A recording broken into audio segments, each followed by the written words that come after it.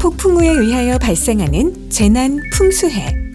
풍수의 재해 종류에는 태풍과 풍랑, 호우와 홍수, 산사태 등이 있는데요. 이런 자연재해, 어떻게 대처해야 할까요? 태풍 경로 확인부터 시설물 점검까지. 호우 시에는 지하차도, 하수도 등 침수 위험 지역을 피하고 감전사고에 주의해야 합니다.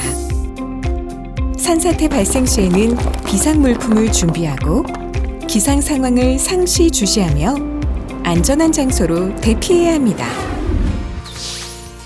조금 더 자세히 알아볼까요?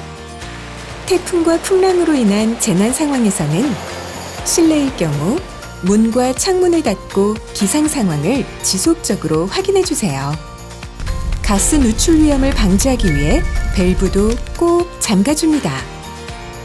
실외에 있을 경우 시설물로 인한 피해 방지를 위해 날아갈 위험이 있는 물건은 단단히 고정하고 공사장과 같은 위험시설에서는 최대한 멀어져야 합니다. 더불어 농촌에서는 둑과 물고의 점검을 위해 나가려는 행동을 절대 금지해야 합니다. 호우와 홍수, 그리고 침수 상황 역시 미리 대비하면 그 피해를 줄일 수 있는데요. 수방자재 설치자를 사전에 지정하고 평상시에도 채수판 설치, 모래주머니, 양수기 등을 비치해 안전자재 설치를 신속히 준비합니다. 호우와 홍수는 침수 피해까지 발생시킬 수 있습니다.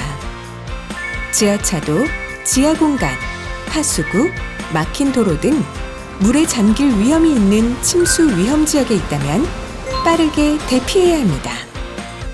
반지하 주택이나 지하 역사, 상가의 경우 바닥에 물이 조금이라도 차오른다면 즉시 지하 계단을 통해 탈출합니다.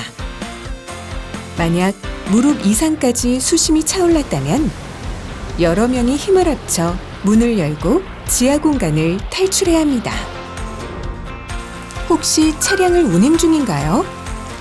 강한 폭우가 내릴 때에는 비가 약해질 때까지 안전한 곳에서 대기하고 지하차도에는 진입하지 않는 것이 중요합니다.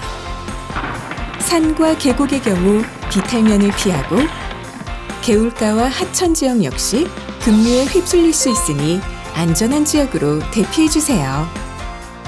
지하 주차장에 물이 유입되었다면 차량 이동은 금지. 주차장에 진입하는 것도 위험합니다. 침수 차량 내에서는 타이어의 3분의 2가 잠기기 전 차량을 안전한 곳으로 이동해야 합니다. 이미 침수가 진행된 경우라면 운전석 목받침에 철제봉을 이용해 유리창을 깨고 대피합니다. 물살이 셀 경우에는 차량 위로 대피하여 구조 요청을 해야 합니다.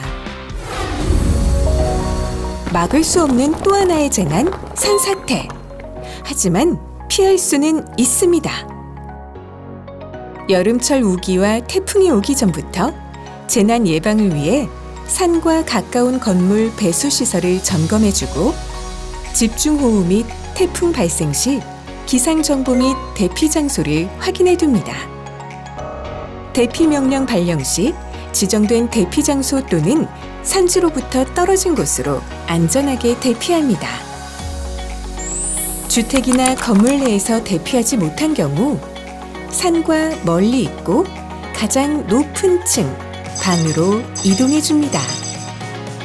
만약 산에서 재난 상황이 발생한다면 산사태 방향과 멀어지는 쪽으로 피하거나 가장 안전하고 높은 곳으로 대피해야 합니다.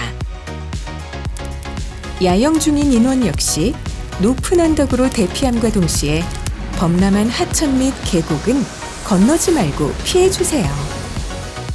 운전 중 산사태 상황이라면 속도를 줄이고 사고 방지를 위해 안전거리를 확보해야 합니다.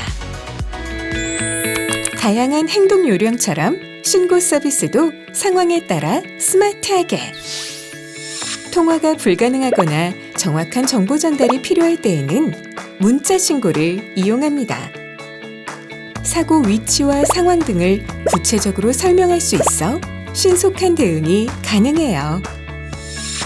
재난 유형을 빠르게 선택하고 전송하는 어플 신고는 간편하게 누르고 신속하게 출동이 가능합니다.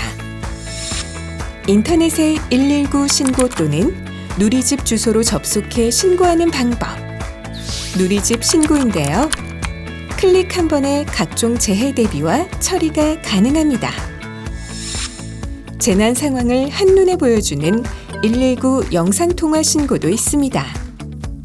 실시간 상황을 공유해 신속하고 적절한 대응이 가능해요. 다매체 119 신고 서비스를 이용하면 보다 안전하고 정확하게 대처할 수 있습니다. 우리 함께 안전한 여름 맞이해요.